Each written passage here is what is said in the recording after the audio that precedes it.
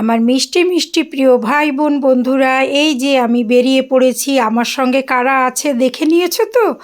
আমার বর,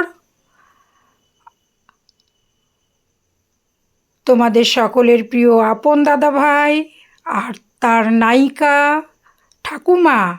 চলে এসছি আমাদের কাছে একটু ঘোরাতে। দেখো, আজকে কয়েকটা জায়গায় তোমাদেরকে দেখাবো। শুরু করেছি আমরা ঘোরা বেড়ানো আনন্দ। দেখো সবাই কত খুশি খুশি মনে আমরা একসঙ্গে ঘুরছি। চলে এসছি আমাদের বাড়ির পাশেই মিন্টু পার্কে। কথা দিয়েছিলাম ভাই যখন আসামে ছিল যে এখানে এলে পার্কটা ঘুরে দেখাবো। আরও কয়েকটা পার্কে তো নিয়ে যাব, বসিরহাটেও নিয়ে যাব, কিন্তু আপাতত একটু বিকাল বিকাল আমরা সবাই চলে এসছি এদিকটায়। তো কিছু ফটোশ্যুট হয়ে যাচ্ছে ঠাকুমার সঙ্গে। তোমরা যখন আমার কাছে আসবে তোমাদের সকলকে একটু ঘুরিয়ে দেখাবো। আমার প্রাণের শহর বাদুড়িয়া, বসিরহাট, আমার প্রাণের শহরকে একটু ঘুরে দেখাবো না, সেটা কি হয়?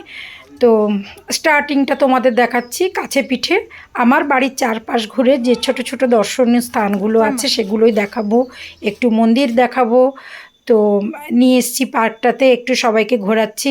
আমার ঠাম্মাও তো খুব খুশি, ঠাকুমাকে একটু সুন্দর করে নিয়ে গেলাম। ব্যাস, সেখান থেকে ভাবলাম সন্ধ্যা হয়ে গেল, আমাদের এখানে রাধা গোবিন্দের শ্রীকৃষ্ণ মন্দির আছে, সেই কৃষ্ণ মন্দিরটা একটু দর্শন করাতে নিয়ে এলাম মেনলি ঠাকুমাকে।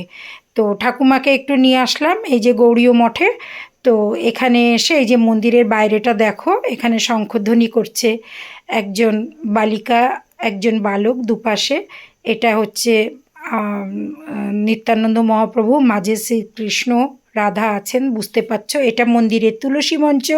তো একটু তোমাদেরকে আমাদের বাদুড়িয়ার দর্শনীয় স্থানগুলোর মধ্যে কয়েকটা জায়গা একটু দেখিয়ে দিচ্ছি। এবার দেখাবো অতি সুন্দর বিগ্রহটি, দেখে নাও। শ্রী শ্রী হরিসেবা মন্দিরের আমাদের মূর্তিটি। আমরা ঠিক সন্ধ্যাবেলায় এসেছিলাম, একটু পুজোটা হলো সেই সময়টায়। তো দেখে নাও কত সুন্দর আমাদের রাধা মাধবের মূর্তিটি।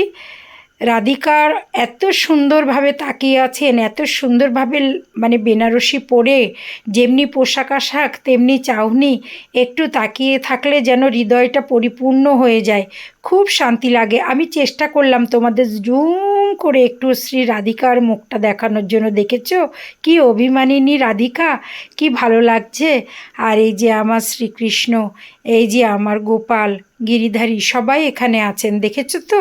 দেখো সুন্দর করে দেখিয়ে দিলাম, যুগল দর্শন করিয়ে দিলাম। রাধারানীর এত সুন্দর চাউনি, কি ভালো লাগলো। সেই মন্দিরের পিছনেই মন্দির যিনি প্রতিষ্ঠা করেছেন, ওনার পিতামাতাকে এখানে স্থাপিত করা। দেখো এই যে সুন্দরভাবে এখানে ওনাদেরকে বসানো আছে। এখানে সুন্দর একটি মীরাবাইয়ের পাথরের মূর্তি আছে। তো কারেন্টটা অফ থাকার জন্য সেটা তোমাদেরকে দেখাতে পারলাম না। যাই হোক, সেখানে এই যে আমাদের ঠাকুমা তো ভীষণ খুশি মন্দিরটা দর্শন করতে পেরে, আমিও খুব খুশি। কখনো ভাবিনি ভাইকে কাছে পাবো, ভাই ঠাকুমাকে কাছে পাবো, ঠাকুমাকে এত সুন্দর করে আমার প্রাণের জায়গাটা, আমার শহরের চারপাশটা একটু দেখাতে পারবো। আমারও ভীষণ ভালো লাগছে ঠাকুমাকে দেখিয়ে। এখানে প্রতিনিয়ত গীতা পাঠ হয়। বলুন। মুকুন্দবাবু। মুকুন্দপ্রভু, বাদুড়িয়া। বাদুড়িয়া, হ্যাঁ। আপনি এখন আমাদের এই রাধা মাধবের সেবা দেন। আচ্ছা আচ্ছা, খুব ভালো লাগলো প্রভু। আবার প্রসাদও পেলাম, রাধারানী কৃপা করেছেন। এক জায়গায় দিয়ে দিলাম। হ্যাঁ হ্যাঁ হ্যাঁ, পড়ে গেল, একদম একদম। এটা অনেক সৌভাগ্য যে প্রভু রাধারানীর কৃপাতে প্রসাদ পেলাম মন্দিরে এসে। তো ঠিক আছে, সেখান থেকে আমরা বেরিয়ে পড়লাম, বেরিয়ে চলে এলাম শ্রী রামকৃষ্ণ মঠে, আমাদের বাদুড়িয়ার রামকৃষ্ণ মঠ। এসে দেখি এখানেও সুন্দর সন্ধ্যারতি চলছে, ভজন কীর্তন চলছে। তো সেই প্রার্থনাতে আমরাও একটু বসলাম, অংশগ্রহণ করলাম। মনটা অনেক শান্ত, অনেক শান্তি, অনেক প্রিয় একটা জায়গা। এখানে আসলে সত্যি মনটা শান্ত হয়ে যায়। আমার ঠাকুমা তো দেখেছো খুব খুশি।